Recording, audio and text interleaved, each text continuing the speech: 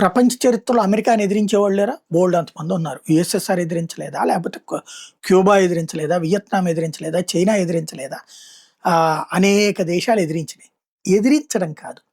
కానీ దాన్ని తట్టుకు నిలబడటం అన్నటువంటిది ముఖ్యం. అమెరికా ఒంటరి కాలేదు ఇంతవరకు కూడా. అమెరికా రాజు కథ రాజు వెడలగరవి తేజము వెడలగ అన్నట్టు అమెరికా ఎవ్వడి మీద యుద్ధానికి వెళ్ళినా వెంటనే నాటో దేశాలు వచ్చేస్తాయి. వెంటనే యూరప్ దేశాలు వచ్చేస్తాయి. అమెరికా ఎవ్వడు అది పందంటే పంది, నందంటే నంది అన్నట్టే వ్యవహరిస్తుంది. అట్లాంటి స్టేజ్ నుంచి తొలిసారి అమెరికా ఇజ్రాయెల్ వెనక నడుస్తుంది. అమెరికా వెనకాల నడిచేవాడు ఎవడు లేడు. చివరికి గల్ఫ్ దేశాలు మా దేశంలో ఉన్నటువంటి నీ బేసులు ఖాళీ చేసి పోరా అని చెప్పే పరిస్థితి వచ్చింది. అట్లాగే Britain, France, Canada, Japan, Germany ఏ ఒక్కళ్ళు యుద్ధ నౌకలు పంపించలేదు, యుద్ధ విమానాలు పంపించలేదు. పైగా మా బేసులు వాడుకోవద్దని చెప్పేస్తున్నాయి.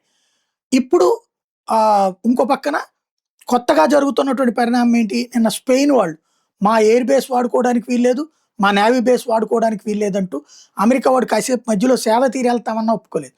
ఇప్పుడు సేమ్ ఇటలీ అమెరికాకి సంబంధించిన యుద్ధ విమానం కాసేపు రెస్ట్ తీసుకుని వెళ్ళడానికి అని అడిగితే పర్మిషన్ ఇవ్వలేదు.